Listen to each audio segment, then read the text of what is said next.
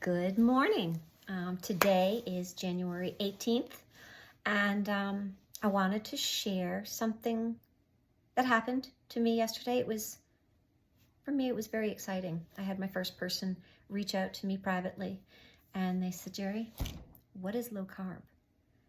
And that question really made me think, because it's such a lifestyle for me that I didn't realize people wouldn't know or understand. I thought everybody knew. I just thought it was common knowledge these days. It's a very large movement. So I'm going to explain what low carb is. And forgive me for all of you who already know all about it. You can just turn off the video right now. You'll be bored. Your body processes proteins, fats, and carbohydrates. Low carb is basically cutting out every carbohydrate you can find. It's when you start, it's the real obvious stuff. Do you have any leftover candy from Christmas? Throw it out. Do you have cookies in the cupboard? Do you have cakes and pies and crackers? That's all the worst offenders that need to go. And after that, the very first thing you have to learn after that is to read labels. I didn't read labels right away. I read carbs. I would read the back and go, okay, I can eat this. It's carbs are okay. But over time, you're going to learn to read the labels. And those first couple ingredients, when the ingredients are listed, like let's say a jar of tomato sauce, first ingredient is going to be tomatoes. But if the second ingredient is sugar, it's crap. You don't want that in your body. You really want to steer away from that. There are a couple low carb spaghetti sauces out there where it's about 6 grams a serving.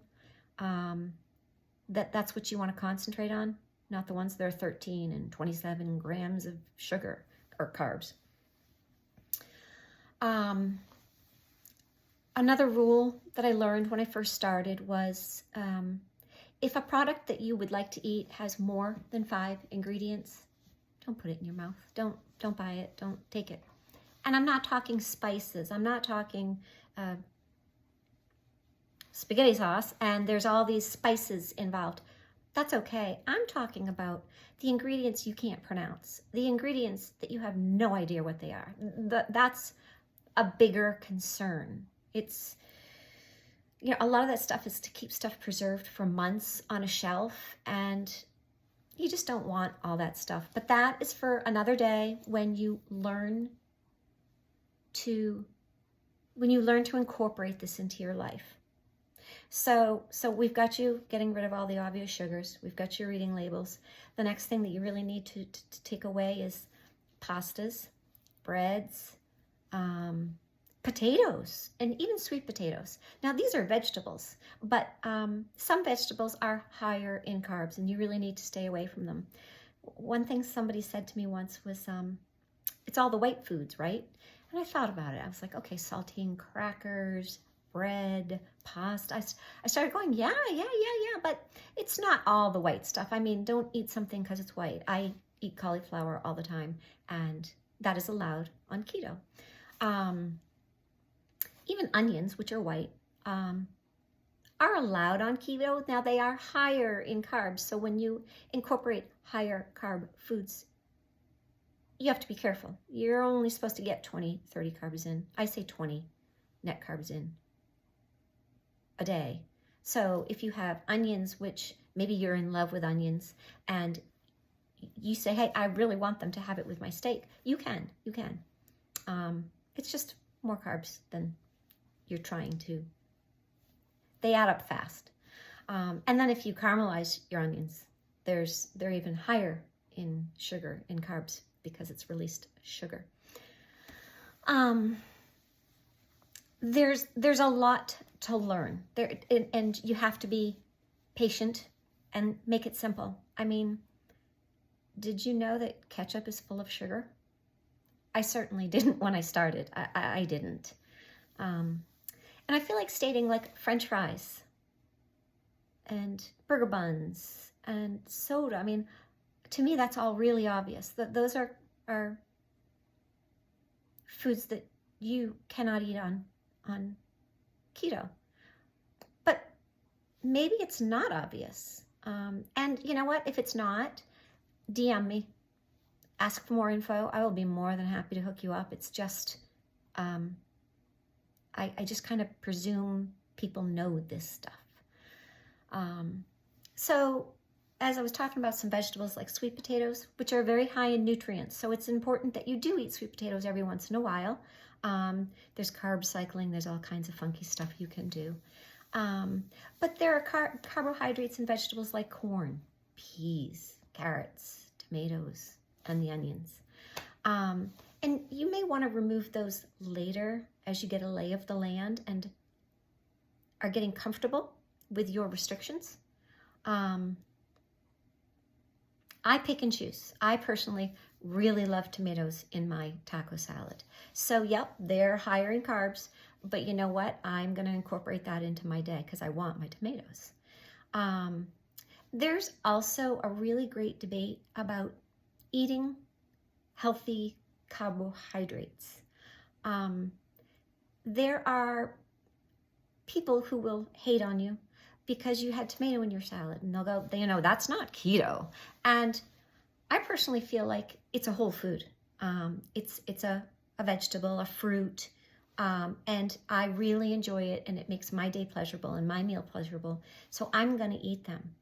And that debate on vegetables you should and shouldn't eat, there are levels of keto. You could be strict keto. You are eating as clean as you possibly can. You are eating protein and fats and some vegetables, because the vegetables do have healthy, natural carbs that will suck up your 20 grams really fast. Strict keto, it's 20 to 30 grams, and you're eating as clean as you possibly can. I'm not strict keto. Now I do incorporate strict keto if I find I may have gained a pound or two, or just came off of eating a pizza one weekend. But I wouldn't, strict keto is a pinch too strict for me. But it's also a great way to start, because you need to find the level of net carbs that your body can handle but help you lose weight. You want to find that deficiency in calories. And a fun fact, when you start keto, you don't have to count calories. You don't. You just have to really follow the keto rules, and you don't have to count calories. You get your body into ketosis, and it starts explaining. It will help you understand where you are. Like if you're doing 50 carbs and you're not losing weight, well, that's because you needed to get down to 20. Like the old Atkins diet, the first 2 weeks of Atkins, I think it was 10 grams. It's been so many years, but it was like don't eat a tomato, don't eat a carrot. The first 2 weeks of Atkins, you had to get like down to zero as close as you could. So back to the keto. So then there's lazy keto. Now lazy keto, it's the same net carbs, which I'm really surprised about. I thought strict keto was like whole carbs. I thought strict keto was if I eat a bag of cauliflower and it had 10 grams of carbs, but it had 5 grams of fiber, I could technically take that 10 grams minus the 5 grams of fiber, and that left me with 5 net grams. So that's how I track my net carbs. I didn't realize strict keto allowed you to do that. I thought there are a lot of people who are on strict keto that will say, no, that says 10 grams, that's 10 grams. But I don't do that because I have been on this for a while, and I know where my body needs to be and where my carbs need to be. So lazy keto, it's you're tracking keto foods. There's a lot of free food trackers that can help you decipher your carbs or your macros. Your macros is how many grams of protein, how many fats, how many carbs, and there's lots of free apps to help you decipher your macros. after lazy keto, there is dirty keto. Now, I look at dirty keto like dirty keto allows a lot more processed food in. So my husband works for Culver's, and I, every once in a while, go through the drive-thru and I order a double Swiss cheese and mushroom burger with no bun. And it is to die for. It tastes like steak, and it's so good. So if you're going through a drive-thru, it's a little bit more processed, they believe. Well, I don't go to McDonald's and Burger King. I think Culver's is top, but so you incorporate a little more processed food. There's a lot of low-carb alternatives, like those flat tortillas. Mission has a carb balance. It's 3 grams for a tortilla. So every once in a while when I have tacos, I will use one of those tortillas because I really wanted more than just the taco salad, and it's more satiating to me. So I think that would probably be considered dirty keto. You still try to stay away from all gluten, added sugars. You have to pick and choose your battles with this. It's quite funny. And then there's low carb. That's the fourth, that's the bottom of the totem pole. I started at the top, and I'm at low carb because I'm maintaining. Low carb, I'm surprised, lets you 50 to 100 net carbs daily. Now that's a lot in my opinion. I'm definitely around the 20 gram carb. It's more lenient. It's easier for some people to start that way and work their way up the ladder to dirty keto, lazy keto, strict keto. It's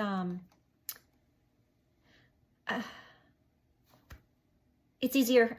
I started backwards. I started at strict keto and worked my way down as I learned my carbs.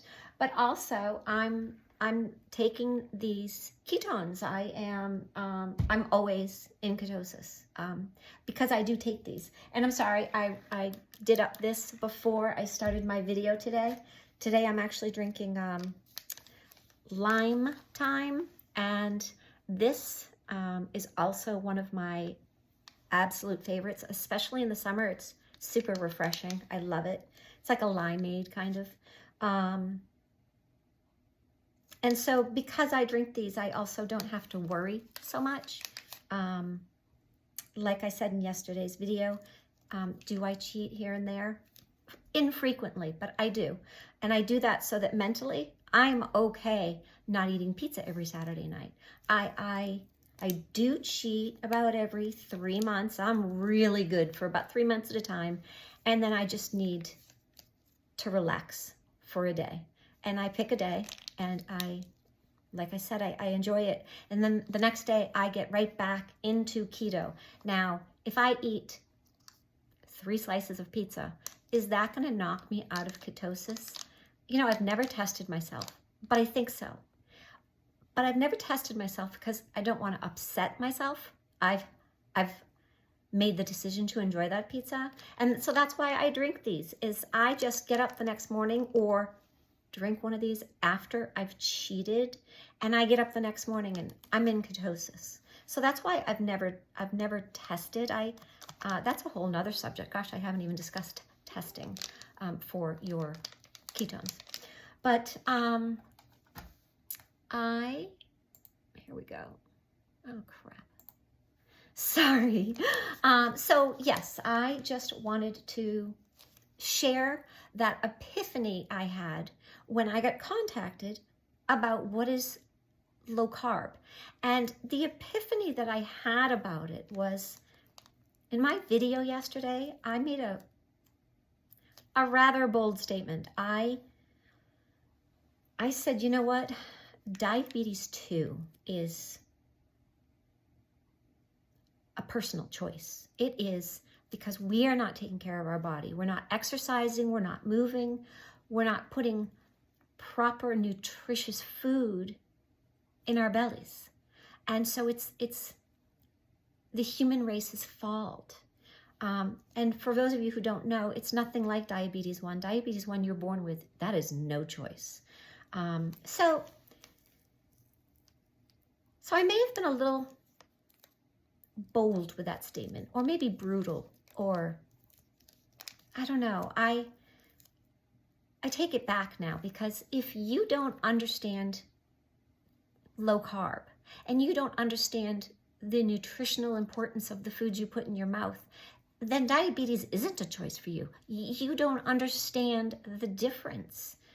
I was about, I don't know, 12 years old, and my dad was taking me to lunch, and it was kind of a big deal. It was like me and Dad, and I was chubby when I was little, and I was getting to that teenage point in my life where I didn't want to continue to be chubby. So Dad takes me to the Ocean View, and I get a cup of New England clam chowder and a basket of fries. And I was so proud of myself. I didn't get a big meal. I didn't get an entree. I didn't get a burger. I was like so proud of myself. So I go on home thinking I'm all that and tell my mom, oh, I did really good. I'm on a diet. I only got a cup of clam chowder, New England creamy clam chowder, and some fries dipped in ketchup. And my mom was like, no, that's not how a diet works. It's not. So for those of you out there who don't understand, let me know. Seriously, DM me or post a comment on the video, and I will certainly be more than happy to help you learn more. For all of those of you who already know all of this stuff, I'm sorry if you watched the whole video. So have a great day. I'll talk to you tomorrow.